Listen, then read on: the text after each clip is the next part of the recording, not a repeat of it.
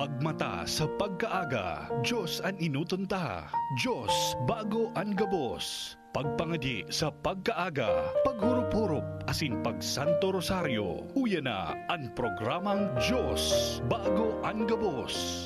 Diyos maray na aga, sa inyo gabos mga katiwala.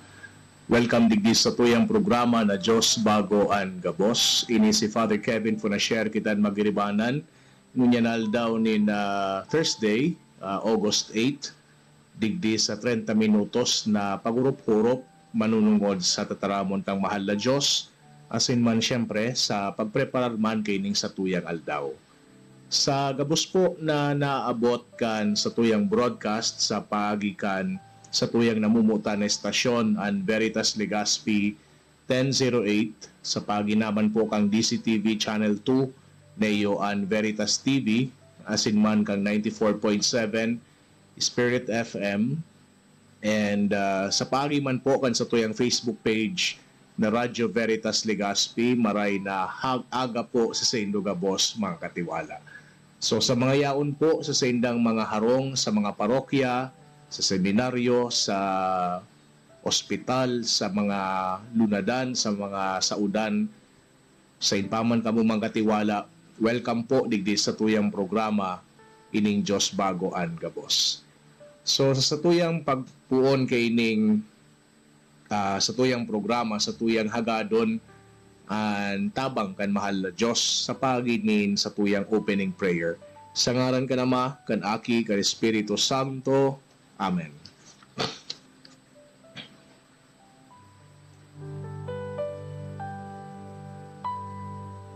Ibalik mo sa ko an kugmahanin sa imong kaligtasan, asin gibuha akong makinuyog-kuyog sa imo. Dangan itutukdo ko sa mga parakasalaan sa imong mga dalan, asin mabalik sa imo an mga makasalan. Ligtasan ako o Diyos sa kagadanan, ika na Diyos din sa kuyang kaligtasan, asinan sa kong dila mag-aawit kan sa imong katanosan. Kagurangnan bukahon mo an sa kuyang nguso, asinan sa kong dila magrurukyaw kan sa imong kamurawayan. Sa imong pagkamarahayon tabangan mo ansyon, an mga lanob ni Jerusalem sa imong pakarahayon.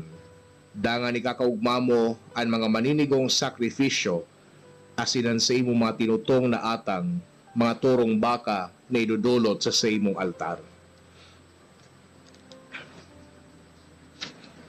Kagurangnan amang makakamhan na sin maheherakon. Nagpapasalamat kami sa imo sa bagong aldaw na itinaomos sa muya. Ining aldaw na naglalaom kami magiging pano kan mga pagkakataon na kung sain iniimbitaran mo kami na mas mamidbidan ka sa lambang sirkumstansya kan sa muyang buhay. Hinahagad mingon yan na mabuksan mo lugod an sa muyang mga isip asin mga puso, tangani na magsarumsom an mensahe mo para sa samuyang ngunya na aldaw. Padagos mo po na bendisyonan kami, an samuyang pamilya, an samuyang mga namumutan, asinan samuyang mga esperso sa buhay. Ininagad mi, huli ki Kristo, sa mong kagurangnan. Amen. An sa tuyang enot na pagbasa mga katiwala, hali sa libro ni Propeta Jeremias, Kapitulo 31, versikulo 31 hasta 34. Nagtataram ang kagurangnan, mabot ang panahon na magibo ako nin bagong tipan sa mga taga-Israel, saka sa mga taga-Huda. Bako iyan arog kan tipan na ginibo ko sa saindang mga ginikanan, kan kabiton ko sinda sa kagiyahan paluwas sa Ehipto. Maski ako magin arog sa sarong agom na lalaki sa sainda, dininda kinuyog ang tipan na ito. Siring kay ni ang gigibuhon kong tipan sa mga taga-Israel, ibubugtakuan sa kong tugon sa indang isip, sakay susurat ko iyan sa indang puso. Ako ang magiging Diyos dinda, asin sinda ang magiging banwaan ko.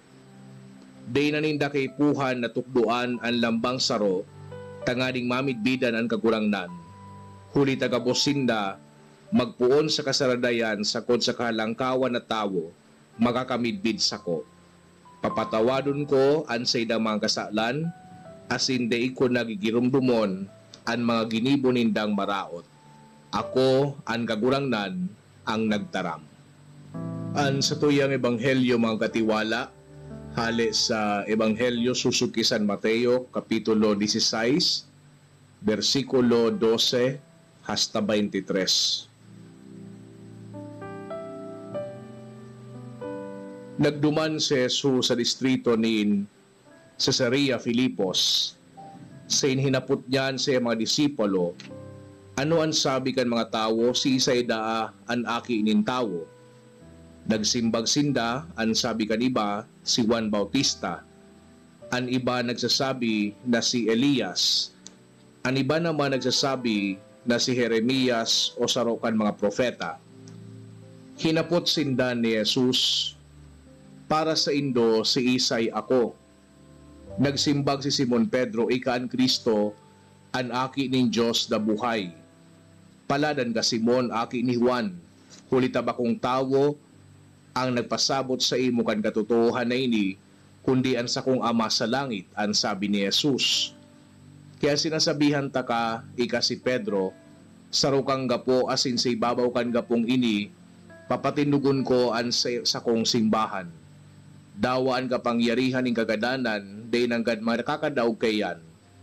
Itataw ko sa imo ang mga liyabe, kan kahadayan ni langit, an anuman ay pangalad mo sa daga, ipapangalad man sa langit, an anuman ay tugot mo sa daga, itutugot man sa langit.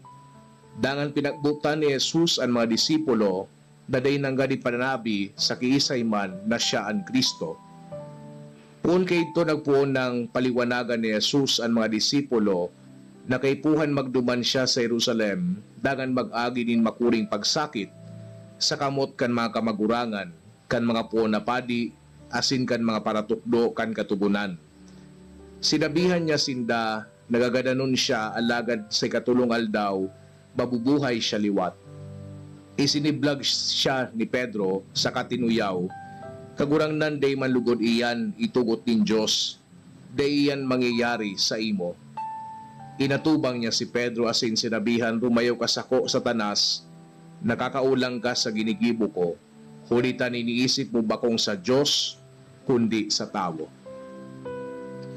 Sa giraray-maray na aga, sa Indogabos mga katiwala, sa mga kakabukas pa lang po, kansay ng mga TV, kansay ng mga radyo, marhay na aga po sa Indogabos mga katiwala. Welcome po digdi sa tuyang programa na Diyos Bago ang Gabos.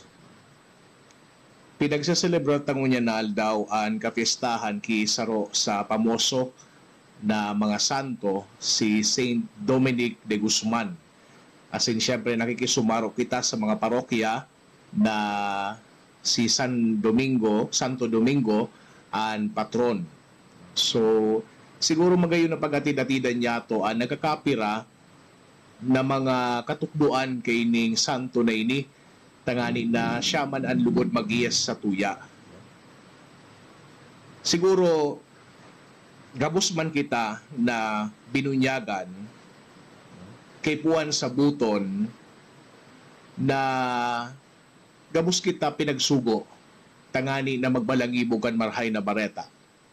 Ako, ika, lambang binunyagan na Kristiyano, and by virtue of our baptism, gabos kita sinusugo na maging tagapagbalangibog kan marhay na bareta.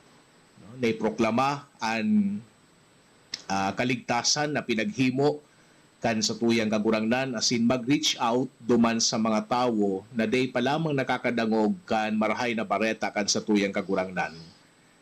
So ano ang pwede niya itong maguno, digdi sa buhay ni Santo Domingo? Enot si Santo Domingo nagtutubod na ang pagbalangibog kan marhay na bareta, kinakaipuhan mag-agi muna kita sa pag-aadal. Our preaching of the gospel must always be informed by study. Sa pagpunpasa na si Santo Domingo pinag-i-insist na susaya mga parasunod maformang maray sa theology asin man sa Escritura.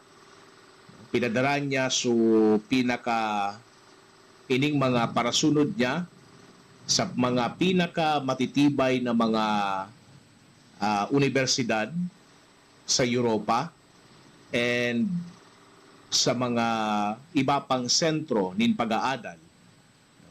So, study was established as an important part of Dominican life, but not study for the sake of study, but study at the service of preaching the truth. Nakita, adalan niya to ang katukduan kang simbahan, adalan niya to ang banal na escritura, tangani igwa kita, igwang laman an sa tuyang pagproklamakan katotohanan. So if we are to be effective preachers of the gospel today, kita man kinakaipuan maforma intellectually by study of the scriptures and the teachings of the church.